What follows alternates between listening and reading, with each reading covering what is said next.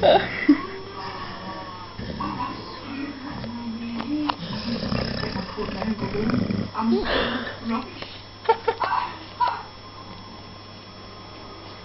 celebs, one basic recipe. It's quite a complicated thing to get absolutely perfect. But the three of them, I think they